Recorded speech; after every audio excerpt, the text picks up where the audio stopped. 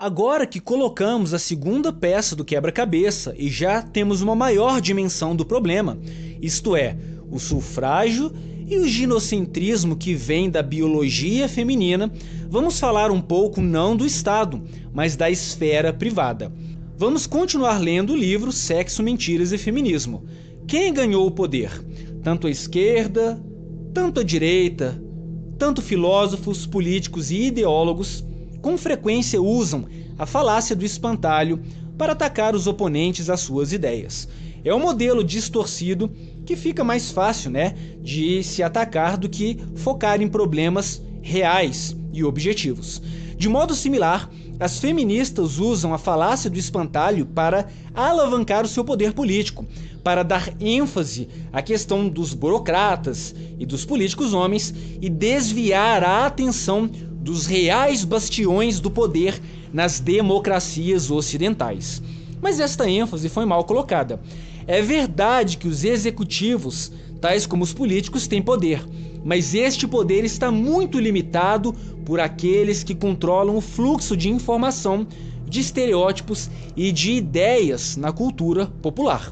Os jornalistas, pessoas de Hollywood e investigadores que controlam a informação e esses estereótipos controlam decisões que pensam também as pessoas, Vamos lembrar aqui, pessoal, que a insistência deste sistema contra as, entre aspas, ditaduras e a favor das democracias, na verdade, consiste no fato de que nas democracias o poder se concentra nas mãos das grandes corporações e dos impérios midiáticos, já que 90% das pessoas, sejam homens ou mulheres, não têm a mínima capacidade de tomar decisões sábias, prudentes, reflexivas e pensar com a própria cabeça. Por essa razão, eles sempre irão insistir na democracia, no sufrágio universal, que transfere o poder que deveria pertencer ao povo a uma minoria que controla a indústria cinematográfica e outras esferas privadas que veremos aqui nesta sessão. Saudações, cavalheiros, bem-vindos a mais um vídeo aqui do canal. Para a gente colocar a segunda peça do quebra-cabeça que a gente está montando para entender esse grave problema que a gente está vivendo e que não é inteiramente responsabilidade do Estado, a gente vai falar um pouco agora sobre a biologia feminina, que é inerentemente ginocêntrica, e a biologia masculina também, tá? E eu vou ler um artigo que eu encontrei na página Fúria e Tradição. É uma página que eu discordo até de grande parte das coisas, tá? Que eles estão tentando empurrar uma visão de mundo que não existe mais na sociedade moderna, E a página faz uma série de recomendações que a gente nota que não tem muito respeito às liberdades individuais, Não sendo um proponente do liberalismo, mas eu creio que deva haver um equilíbrio no coletivo e no individual. E a gente nota que o tempo todo aqui tentando determinar como as pessoas vão agir e classificando homens que agem de tal maneira como corretos, os que não agem são covardes, mulheres que agem de tal maneira são corretas, as que não agem não prestam para fazer parte de uma civilização adequada, Então é muito juízo de valor. Mas enfim, eu encontrei aqui um artigo até interessante, e nós vamos ler um trecho desse artigo para a gente entender que a mulher ela se preocupa com a autoproteção e o homem com o autossacrifício, com a proteção e provisão da mulher. E, obviamente, esse instinto vai afetar as decisões que a gente toma em uma sociedade civilizada. E isso vai linkar com o quê? Com o que a gente falou anteriormente, com a questão do sufrágio universal. Se elas estão sintonizadas com as próprias necessidades, caprichos e pretensões, logicamente elas farão uso, vão se valer do voto para poder alavancar os interesses que não são apenas ginocêntricos por causa da cultura, mas também por causa da biologia. Sem delongas, vamos ler aqui.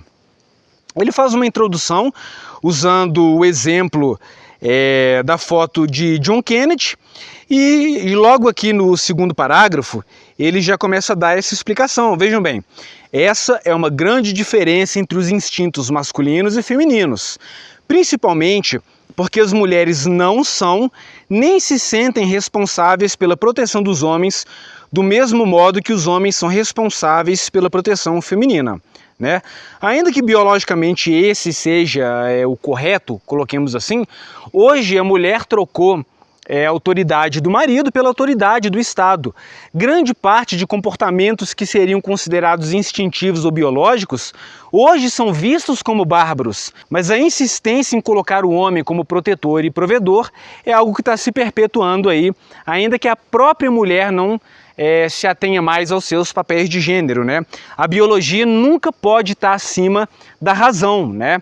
A gente vai discorrer um pouco mais a respeito disso logo adiante. A questão é que as mulheres são fisiológica e psicologicamente mais sintonizadas com a autoproteção do que os homens. Self-protection as an adaptive female strategy. Muitas características dos machos são bem explicadas pela teoria da seleção sexual, como adaptações à competição do acasalamento e a escolha do parceiro, ao passo que nenhuma teoria unificadora explica as características expressas mais nas fêmeas. E a gente nota também que essa competição que os homens têm um com o outro, muitas vezes para agradar uma mulher ou para conquistar uma mulher, age diretamente contra os interesses masculinos. Se nós formos seguir à risca a biologia, tá? Não estou negando a biologia, ela é importante, claro, determinante em muitos aspectos, mas se a gente seguir à risca os nossos instintos biológicos, ignorando esse arcabouço estatal, feminista, em que o homem não tem mais autoridade, em que o Estado tira recurso do homem e passa para a mulher, esse instinto biológico é só colocar a corda no nosso próprio pescoço, né? Então eu falo para vocês, olha, a biologia fala para você arrumar uma mulher, ser protetor, ser provedor, mas a lei fala que se você fizer isso, você vai ter que pagar pensão para uma mulher, mesmo sem filhos, para o Ricardão morar na casa que você construiu e ele ser o pai dos seus filhos, né? Pelo menos na parte de passar valores. Aí você vai agir com o quê? Com a razão que vai te preservar, te dar dignidade, te dar honra, ou vai agir de acordo com seus instintos biológicos em uma sociedade em que isso não cabe mais e ainda colocar a corda no próprio pescoço, perder filho, perder casa, ser humilhado perante a sociedade, né? Que todo homem vai ver o Ricardão cuidando do seu filho e vai ver você como um cheque mensal, que é isso que os pais se tornaram, né? Então a razão sempre acima da biologia. Continuando, a teoria de, entre aspas, permanecer viva de Anne Campbell propôs que as fêmeas humanas produzem reações de autoproteção mais fortes do que os machos e ameaças agressivas porque a autoproteção tende a ter um valor de aptidão maior para as mulheres do que para os homens, né? O que eu acho engraçado, fazer um comentário aqui curioso, eu me lembro que teve uma vez que houve um acidente qualquer, e enquanto alguns homens filmavam, uma mulher tentou ajudar os caras que estavam ali presos no caminhão, e a página Quebrando o Tabu pegou essa situação para falar que o futuro é feminino, né? Eles pegaram literalmente a exceção da exceção e ignoraram que são os homens que perecem na guerra, são homens que, ao verem mulheres sendo açoitadas pelos seus companheiros na rua, perdem a vida e muitas vezes a mulher volta com aquele cara que a agredia. Então é o homem que se sacrifica e a mulher não. Obviamente o ser humano, como é único, é individual, vai haver exceções, e a página Quebrando o Tabu pegou isso aí para falar que é a regra, né? Que as mulheres são as protetoras. É muito engraçado a gente notar isso aí. Como o próprio Dom Sandro fala, né? Os homens, eles eram os provedores da família inteira. Eles se sacrificavam, forneciam uma provisão para a mulher e para os filhos, e hoje as mulheres, né, mais desconstruídas enchem a boca para falar que elas são as provedoras dos lares e das famílias. Elas são as provedoras delas próprias e dos filhos, e não do homem, né? Então a mulher nunca foi provedora para a família como um todo, né? É uma falácia isso aí. E ainda assim a maioria esmagadora das mulheres recebe pensão. Os homens, quando ganham a guarda dos filhos, muitas vezes não pedem pensão, e se fica decidido em juízo e a mulher se torna inadimplente, é muito raro um homem mandar prender a mulher, né? Eu conversei com um inscrito esses dias e a família dele, tá? Do pai, que tem a guarda, que é uma raridade também, falou assim: não mande prender a mulher que não está pagando pensão, tá? Isso seria uma covardia. O oposto jamais aconteceria. Então a gente nota que o ginocentrismo da sociedade é tão exacerbado que a família do próprio homem fica contra os interesses dele e da criança para favorecer uma mulher que às vezes traiu ou até cometia aí crimes diversos contra o homem na esfera familiar, que muitas vezes leva à perda de guarda da mulher, né? Continuando, é preciso lembrar também que as mulheres respondem com maior autoproteção do que os homens a outras ameaças além da agressão. Pesquisas na literatura para respostas fisiológicas, comportamentais e emocionais, as principais ameaças físicas e sociais conferem suporte consistente para as mulheres responderem com maior autoproteção do que os homens. Vocês se lembram que a gente já falou do episódio da caça às bruxas, que muitas mulheres que iam queimar no fogo santo lá estavam porque mulheres acamadas acusavam as suas amas, né, por estarem sexualmente indisponíveis logo depois do parto, de serem bruxas, para em muitos casos preservar o marido, que era uma fonte de recursos, né, por ciúmes e etc. Tudo esse instinto biológico de se colocar em primeiro lugar, né? As próprias mulheres, às vezes, que queriam o voto, você via isso, né? Queriam voto para as mulheres de elite. Mulheres não eram tão aliadas umas das outras, né? Quando a gente fala que a mulher se tornou coletivista, eu até discordo, né? Fico pensando aqui com meus botões, será mesmo? Ou será que elas são profundamente individualistas, só pensam no próprio bem-estar e elas encontraram no coletivo uma maneira de alavancar os próprios interesses, né? Que antigamente não era assim, a gente não via essa união feminina. Hoje a união feminina existe para fortalecer os interesses do individualismo da mulher. Então não se enganem, elas são unidas por interesse próprio e não por uma camaradagem, né? Já o homem, ele é coletivista no sentido de querer uma sociedade coletiva e harmoniosa, né? Quase nunca se colocando em primeiro lugar, né? Será que a gente não deveria aprender um pouco com as mulheres, né? Que estão muito melhores do que os homens aí, justamente por serem mais reivindicativas? Prosseguindo, as mulheres desenvolvem respostas imunológicas mais fortes a muitos patógenos, experimentam um limiar mais baixo para detectar a menor tolerância à dor, acordar com mais frequências à noite, expressam maior preocupação com estímulos fisicamente perigosos e exercem mais esforços para evitar conflitos sociais, né? Não sei se é bem assim, né? Exibem um estilo de personalidade mais focado nos perigos da vida, reagem às ameaças com maior medo, nojo e tristeza e desenvolvem mais condições clínicas baseadas em ameaças do que os homens. Eu acho muito interessante a gente mostrar como esse instinto biológico, que é irracional, ele é instintivo, né? O que é instintivo raramente está alinhado à razão, à virtude, né? A civilização se distancia do barbarismo. Quem não viu, recomendo, inclusive tem aqui no YouTube, é um documentário excelente brasileiro, né? Seria a versão argentina do Apagão do Papai e chama-se A Morte Inventada. E há um trecho muito revelador, que não é exceção, pelo contrário, é o que acontece mais frequentemente depois da dissolução do casamento. As mulheres têm essa ideia de que o filho é dela, o filho só é nosso na hora do cara assinar o cheque, né? E quando o homem quer dividir a guarda com a mulher, dividir, tá? Não é tomar, né? Ele enfrenta uma série de acusações, de problemas legais, né? Porque a mulher vê no pedido de guarda paterno uma ameaça. Vejam bem como é uma inconsistência, né? Que tem a ver não apenas com o que a gente está falando, mas também com a cultura, né? Que desde sempre idolatrou a mãe e hoje isso se tornou mais grave porque a mãe virou a santa, né? O feminismo, ele não veio para tentar destruir esses estereótipos de gênero como ele prometeu. Ele veio para reforçar a ideia de que a mãe é sagrada, de que a mulher é sempre a vítima, algo que existe desde sempre, e que o homem, né, principalmente o pai, é o vilão, é o perpetrador de vários crimes, representa uma ameaça para a segurança da própria prole, né? Então uma mulher ter a guarda unilateral, o filho é dela, ela não vê isso como roubar o filho do pai. Mas se o pai não tenta fazer o contrário, mas uma divisão justa, ela vê aquilo como algo ameaçador. E esse cara até fala, né, nesse documentário, eu entrei com regulamentação de visita e a mãe, para se defender não sei do que, foi lá e me acusou de ter abusado do meu próprio filho, né? Foi provado que aquilo era uma mentira, o juiz, em vez de reverter a guarda e fazer com que a mulher cumprisse a pena de denunciação caluniosa, mandou a mulher para o psicólogo e reverteu as proibições relacionadas à visita.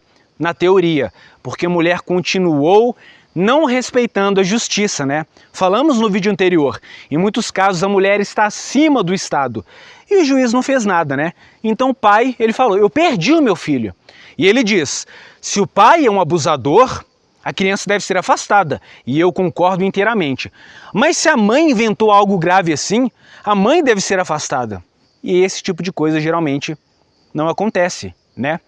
Você consegue ver como tudo se encaixa?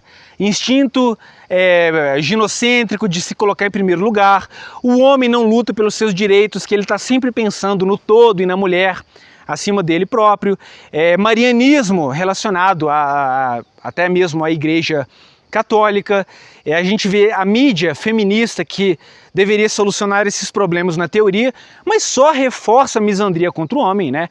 Que o feminismo ele quer destruir estereótipos de gênero da mulher tradicional, criar imposições para mulheres que discordam do feminismo e jogar o homem lá no grau mais baixo de demonização e vilanização, né? E o voto vai servir a esses propósitos. Vídeo 1 conectado com o que a gente tem aqui agora. Todas as peças se encaixam perfeitamente, tá? As mulheres têm reações protetoras relativamente aumentadas em comparação com os homens, mas devido à falta de razão e à sociedade como é hoje, muitas vezes na intenção de proteger o filho, ela causa danos ao psicológico da criança, especialmente afastando a criança do pai, né? Causa dano na área relacionada à empatia, que a criança aprende empatia e limites com a figura paterna, causa dano nos telômeros. Então, né, como já diz o adágio, de boas intenções o inferno está cheio, né? E no livro do Milo Yiannopoulos, chamado Dangerous, que nós vamos ler aqui, tem um trecho de um juiz que diz o seguinte, eu odeio ter que punir mulheres. Então é o Estado que é o problema?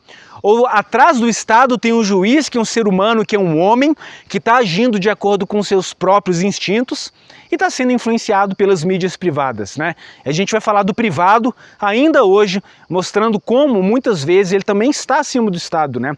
É o quebra-cabeça maligno que vai sempre destruir a vida de homens inocentes. Prosseguindo para finalizar essa parte aqui, já nos primeiros meses de vida, as mães relatam que suas filhas mostram medo muito mais cedo.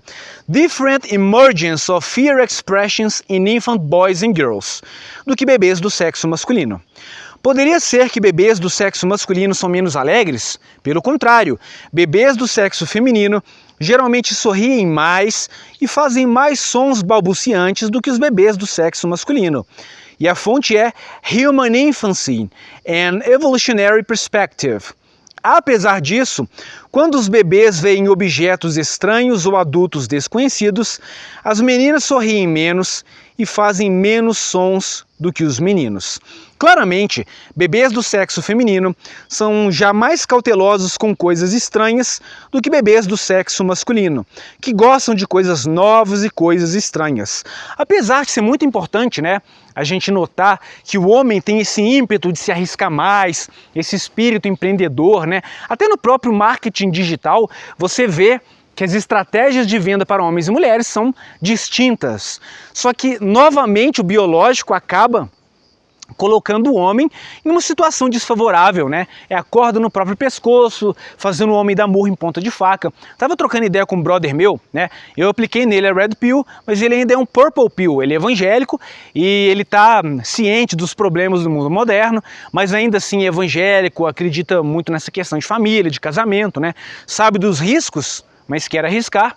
E certa vez, como todo evangélico, né, cristão, católico, né, a maioria aí vai bater nessa tecla de estereótipos de gênero, de homem ser provedor e tal, ainda que a mulher não mereça mais esse autossacrifício masculino. Ele estava trocando ideia com um cara no celular, né? E eu coloco pilha, né, cara? Pro cara não casar mesmo, eu não quero ver o mal dele. Pelo contrário, quando eu falo, cara, não case, eu tô pensando no teu bem, meu irmão. Porque eu sei o que a vara de família faz com o psicológico do homem. Aí o amigo dele lá, mais velho, casado e tal, que paga as contas e não manda em nada na casa, né? Já vimos esse filme antes? Certamente, né? Aí ele fala, não pense em divórcio, não. Esquece isso, não coloque esse tipo de ideia na sua cabeça. E muita gente vai falar, cara, você já vai pensar em casar e em divorciar? Bicho, tu monta uma empresa pensando na falência.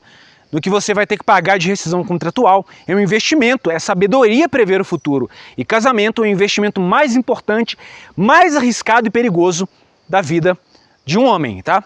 E a gente não vê isso do lado oposto. A mulher casa.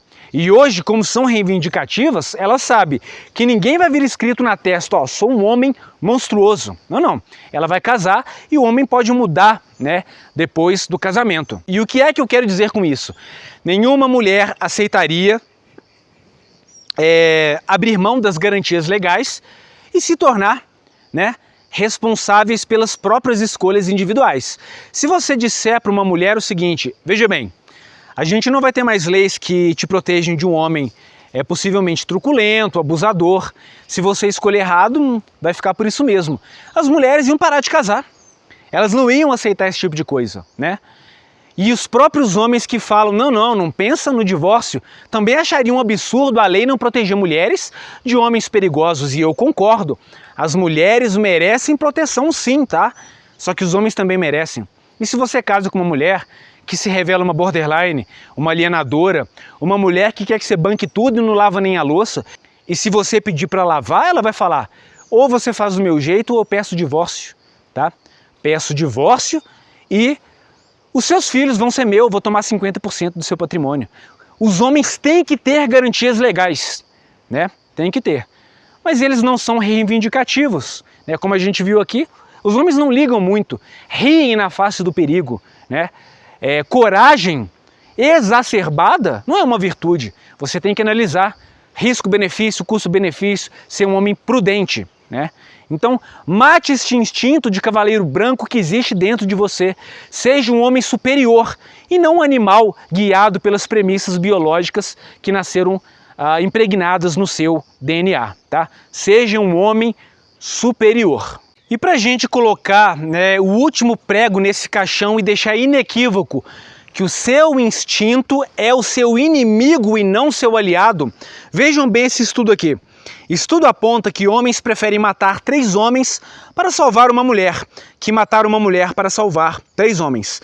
E é exatamente isso que a gente vê, não só na esquerda quanto na direita, e eu gosto de citar uma coisa importante, meus amigos. Você tem que ser um cara racional, não compra caixinha ideológica. A direita é melhor do que a esquerda progressista, que a esquerda divide as pessoas em raças, joga mulheres contra homens, tem um politicamente correto que beira a censura e o devaneio, né, uma verdadeira loucura. E eu concordo, lógico, né, que a esquerda progressista não merece nenhum tipo de credibilidade. Mas isso não significa que você tem que comprar toda a cartilha da direita. Você sabe onde você mais vai ver misandria? Quer um exemplo? O Siqueira Júnior. Apesar de concordar com 80% do que ele fala sobre política, se um homem encostar um dedo numa mulher, para ele é o fim do mundo. Mas quando mulheres queimam homens em fornos, né? Tô falando sério, para ele é motivo de piada. Você tem que entender uma coisa, a briga política é uma. Quando a gente está falando de ginocentrismo, a direita e a esquerda são inimigas dos homens. A esquerda quer demonizar o homem, falar de patriarcado opressor, que a mulher é sempre a vítima, que o homem branco, né, domina o mundo, umas coisas assim que se a gente analisar os dados a gente vê que é pura falácia. E a direita quer focar nas obrigações masculinas, de homem provedor, de homem protetor. E ainda que falem muito timidamente sobre o papel da mulher, não adianta a gente falar do papel da mulher e do homem quando a lei já força o homem a ser provedor. É chutar cachorro morto. Se a lei já obriga o homem a ser o provedor, para que você bate tanto nessa tecla? A gente tem que falar do problema que deve ser solucionado, que é a perda do papel tradicional da mulher, né? Ou um progresso adiante, né? Uma igualdade real de oportunidades e não de resultados. Mas mesmo o homem já sendo obrigado a ser provedor pela lei, páginas de thread cucks vão focar mais na obrigação e responsabilidade masculina do que feminina. Amigos, não se enganem, a direita tradicionalista é aliada do feminismo na luta contra o ginocentrismo. Ambos são ginocêntricos, embora de modos distintos. Agora a gente vai para outra parte e entender o papel da esfera privada nesse grave problema que os homens têm enfrentado, tá? E montando depois o quebra-cabeça, você vai entender que não há alternativa a não ser seguir o seu próprio caminho. Agora, cavalheiros, nós iremos abordar um tópico até bem desconhecido, inclusive pela direita brasileira. A esquerda nem se fala, eles realmente não conhecem nada a respeito do próprio movimento, das próprias ideologias. E a gente vai falar sobre a influência privada em pensamentos revolucionários. Apesar do tópico ser ginocentrismo, eu quero falar um pouco a respeito do comunismo, tá? E do marxismo, e vocês vão entender o porquê eu estou fazendo essa ligação. A gente sabe que a União Soviética foi um verdadeiro experimento, nunca visto antes na história, do ponto de vista das famílias, do ponto de vista da estatização agrária. E a gente sabe que foi um regime que causou muitos problemas para o povo russo, né? E aqueles que não têm ciência disso, saibam que a Revolução de Outubro de 1917 foi, na verdade, uma revolução internacional financiada por banqueiros capitalistas. E o material que a gente tem disponível a respeito é bem vasto. E logo mais adiante a gente vai falar um pouco sobre a Alexandra Kollontai e vocês vão entender que esse tipo de revolução, né, criar ideias do zero, tentar, no sentido mesmo, revolucionar, né, e não de conservar ou de fazer reformas, mudanças paulatinas, às vezes o preço que se paga é alto, né, miséria, aumento de criminalidade, muitas vidas ceifadas. Vamos falar então do comunismo. Trotsky e Lenin, eles estavam exilados. Isso aí é de conhecimento geral, as pessoas sabem bem disso, né? A gente vê isso até na própria escola. E quando eles queriam derrubar o governo czarista, um homem que tem muita relevância para o vídeo de hoje, chamado Jacob Schiff, da casa bancária Kunlob & Co., enviou grandes quantidades de dinheiro para Lenin e Trotsky, que hoje somariam quase $1 bilhão, tá? Além de terem realizado esse experimento do comunismo internacionalista, né, que é um pouco diferente do stalinismo, a Rússia sofreu, na verdade, uma operação de pilhagem. Lenin roubou o ouro russo, mandou boa parte da propriedade russa de volta para esses banqueiros, e a influência deles é tão grande que na guerra russo-japonesa ele usou a sua influência de Wall Street para bloquear empréstimos para o Japão. Você consegue notar como essas esferas privadas conseguem executar revoluções que jamais aconteceriam naturalmente e inclusive afetar a soberania das nações? E o professor Anthony Sutton analisou toneladas de arquivos da Universidade de Houghton e ele descobriu que o Woodrow Wilson deu passaporte para Trotsky. O governo canadense sabia que eles estavam indo para a Rússia no afã de iniciar uma revolução comunista. E esse Jacob Schiff, que causou, né, as mudanças na Rússia, inclusive as mudanças familiares, que a gente vai falar logo mais adiante, ele também financiou o feminismo. Aí você vai me perguntar, mas de onde você está tirando essa informação? E essa informação foi tirada, tá, da influência de Jacob Schiff no feminismo, essa influência financeira, do curso da Ana Campagnolo. E eu acho bem digno de nota a gente citar isso como referência, porque esse tema é polêmico, frequentemente as pessoas que expõem essa relação são acusadas de serem conspiratórias e coisas até piores. E a Ana Campagnolo é uma deputada que tem uma reputação a zelar, uma pessoa muito estudiosa, é graduada em História, e ainda assim ela fez essa menção, né? Então você note que sem a influência da esfera privada, fica muito difícil a gente conseguir empreender revoluções no seio da sociedade. As mídias também têm um papel avassalador na mudança cultural.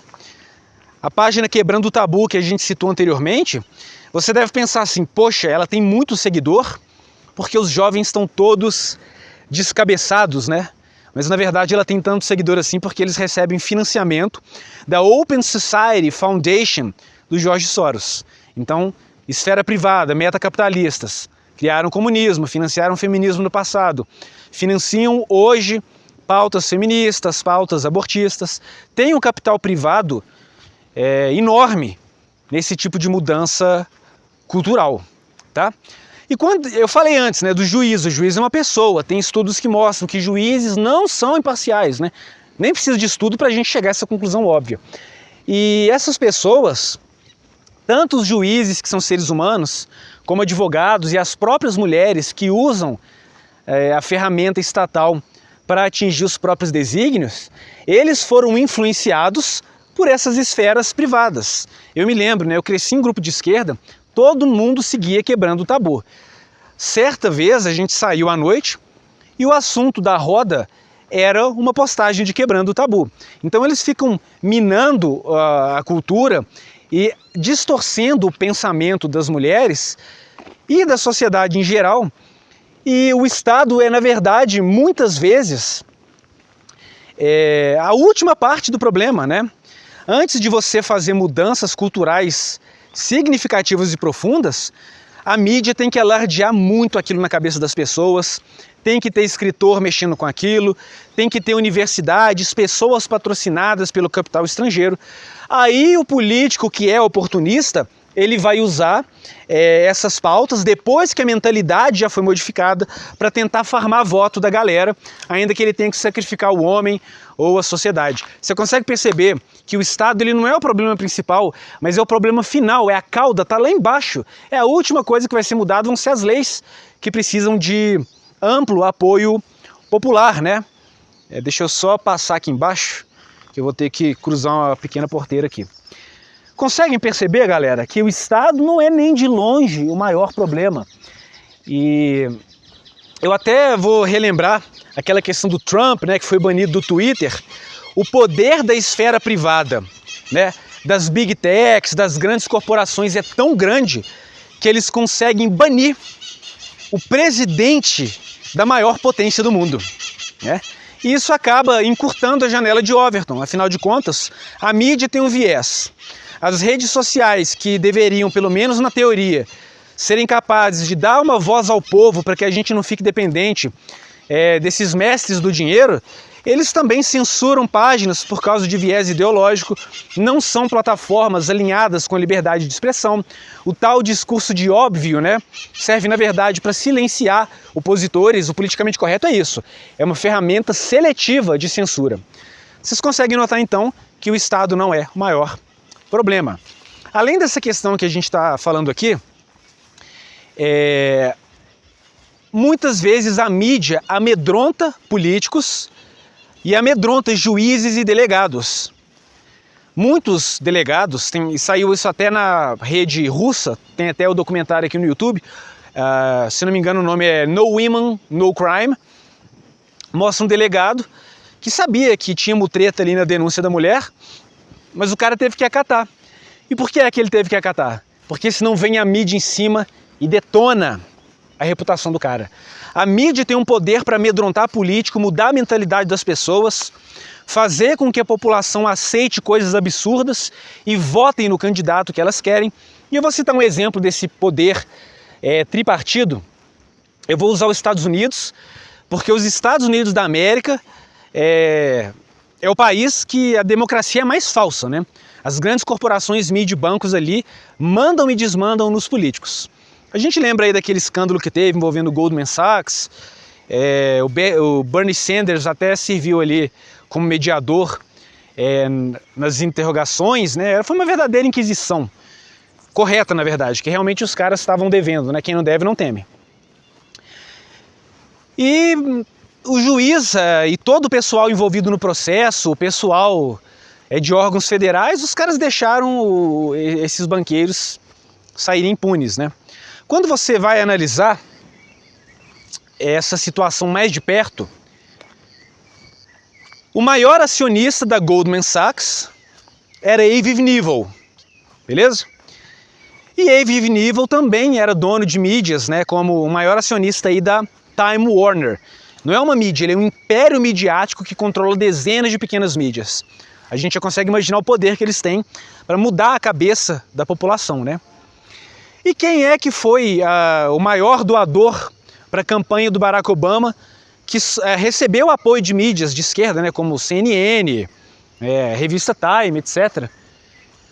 Quem é que foi o maior financiador? Goldman Sachs e outros bancos. Você consegue perceber que tem uma matriz de poder tripartida e o Estado e até o presidente da República, ele não passa de uma marionete que vai fazer o que os mestres do dinheiro que financiaram as suas campanhas e que também tem o poder de controlar a mídia e a distorcer a opinião que a população tem a respeito desse candidato? Você entende? Ficou claro? Eles controlam a mídia. Se o político faz o que eles querem, a mídia vai lá e sacraliza a candidatura desse político. Para fazer essa candidatura, tu tem que ter grana.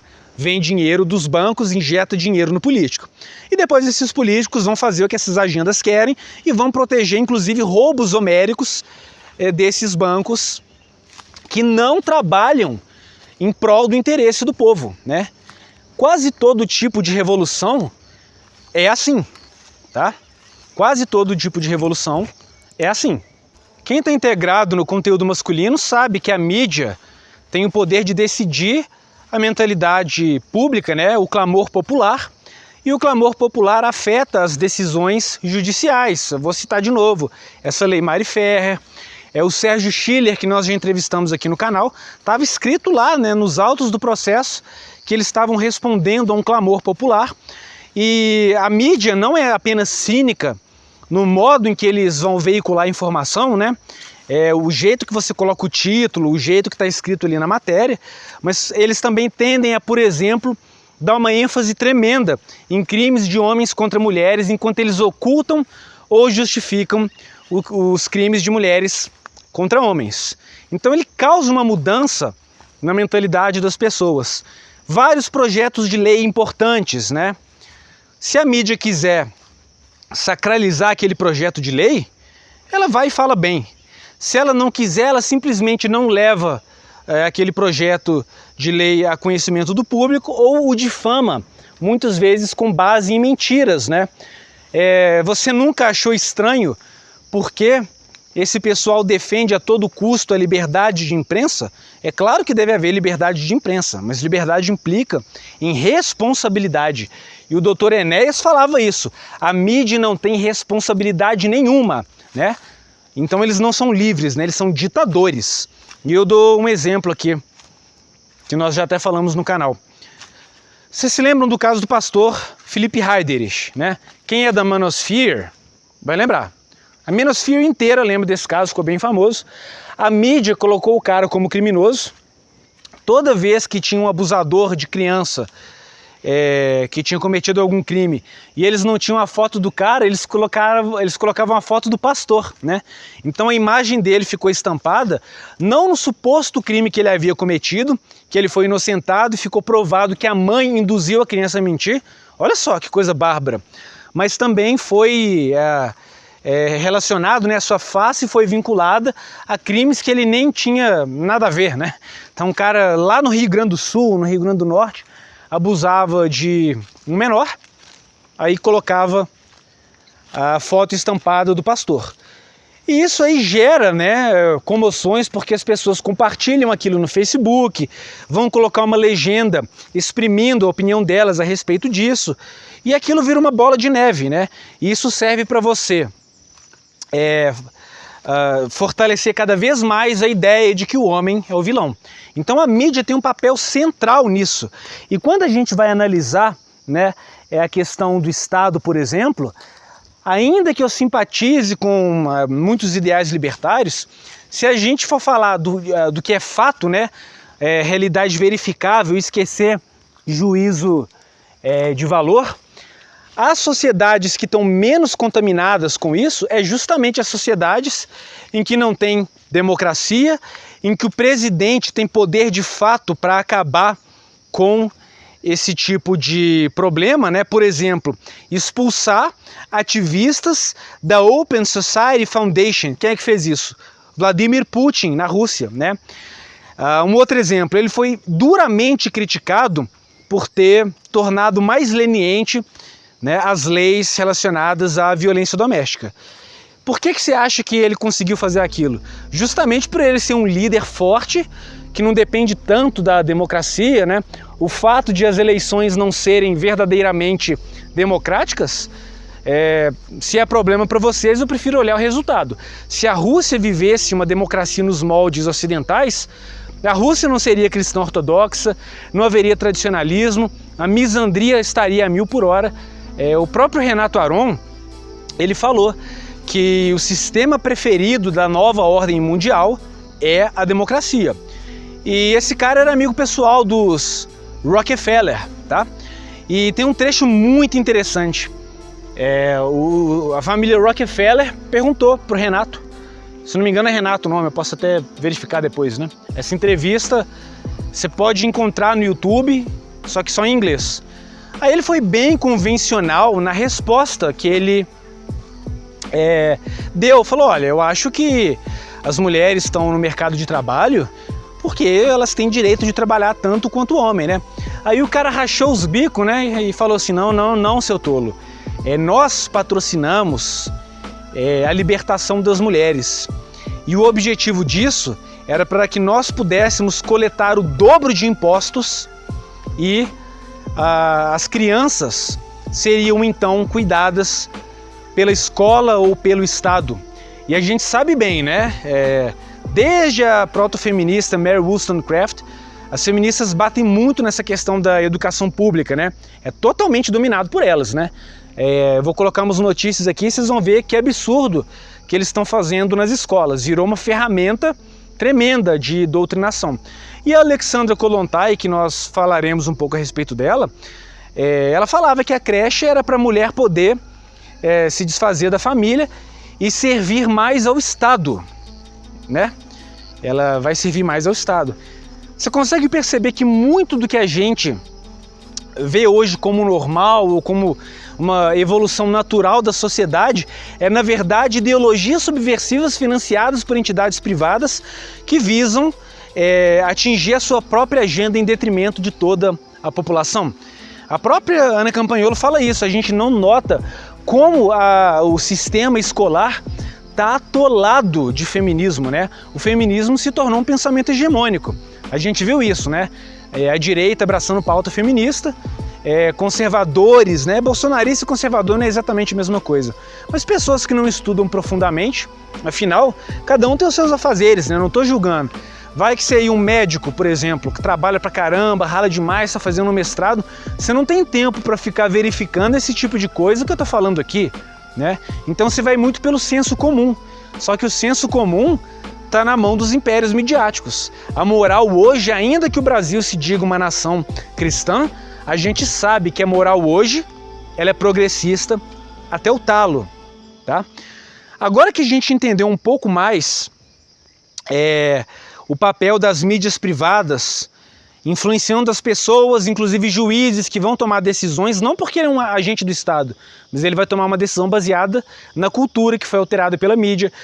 Banqueiros internacionais e metacapitalistas como George Soros e Jacob Schiff injetando dinheiro para fazer experimento com a vida de pessoas inocentes, criando comunismo, financiando o feminismo, fazendo com que as crianças fiquem sob a tutela do Estado ou de professores que, diga-se de passagem, são em sua maioria de esquerda.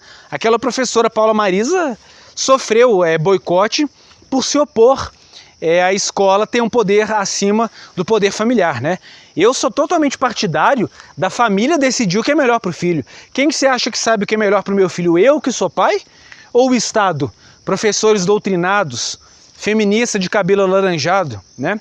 Mas infelizmente em países como a Alemanha já houve casos de pais que foram detidos porque se opuseram à ideologia de gênero. Então é uma ilusão que a gente vive numa democracia.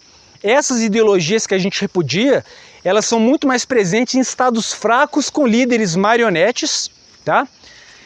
Até porque o que a gente chama aí de globalismo é uma superestrutura, é uma estrutura supranacional que interfere na soberania da nação, né? É um superestado com forte participação privada ou de estados que são marionetes de grandes bancos, né?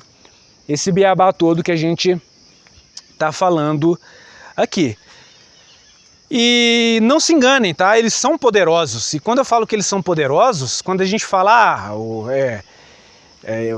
a empresa privada não representa problema. Cara, vira um monopólio tão grotesco quanto o monopólio do Estado, ou até pior.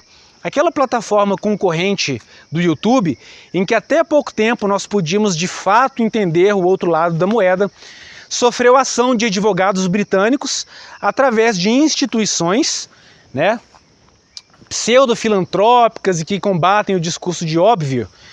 Só que essas instituições, se a gente traçar, eu até achei essa informação no livro que eu ganhei da editora Episch Verlag, essa instituição, que eu não vou citar o nome, é aquela que começa com 3 letras, né? Eles têm um poder muito forte aqui no YouTube. Essa instituição foi financiada pela casa bancária Rothschild para que todos que se opusessem às manobras de controle que eles têm executado aí desde a época de Napoleão, né?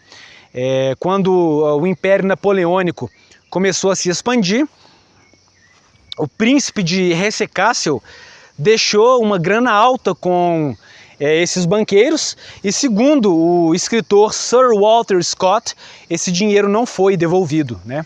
Então a gente já nota bem mais ou menos nessa época, talvez um pouco antes, que essas casas bancárias privadas começaram, através de empréstimos predatórios e manobras que eu considero ilegítimas, a ter mais poder até do que a própria realeza. E hoje eles estão com controle sobre a mídia, sobre a ONU, eles têm um controle tremendo, né? Então não é o Estado, a gente precisa, falando realmente, cara, eu sei que muita gente não gosta desse discurso, mas a gente precisa de um líder forte que não se dobre, tá? Agora eu vou voltar para casa, tá vendo a casa lá em cima, eu tô até bem longe, eu tô na orla do rio aqui, a casa é aquela lá em cima, vamos ver se dá para ver, lá em cima, tá vendo? Eu vou voltar para lá, para a gente ligar o computador, falar um pouco mais sobre o papel da mídia nas condenações, especialmente aí masculinas, né? A mídia influencia muito, e ler também esse trecho da Alexandra Kollontai, que a gente vai ver quão bizarro foi esse experimento que eles fizeram na União Soviética. E só uma informação que eu acabei esquecendo de passar no nosso primeiro episódio em que nós falamos da democracia. Vocês se lembram do Collor? O Collor recebeu o voto feminino só porque o cara era bonito. Você entende o problema de você estender o voto a qualquer um? Às vezes você tem um gênio que nem o Enéas, um cara patriota, nacionalista, disposto a tentar solucionar esse grave problema da dívida pública, que é nisso que vai embora o imposto, tá? Mas elas preferiram votar no Collor, porque o cara tinha um rostinho bonitinho. O Beis de Viriato até tem um livro, um vídeo disso, em que ele fala a importância da sua imagem, né? Eu acabei deixando essa informação de fora e mostra que o sufrágio universal é um erro, né? As pessoas menos capacitadas vão votar sempre para ficar dependentes do Estado ou votar no que a mídia diz que é o correto a ser feito. Bora lá então, pessoal.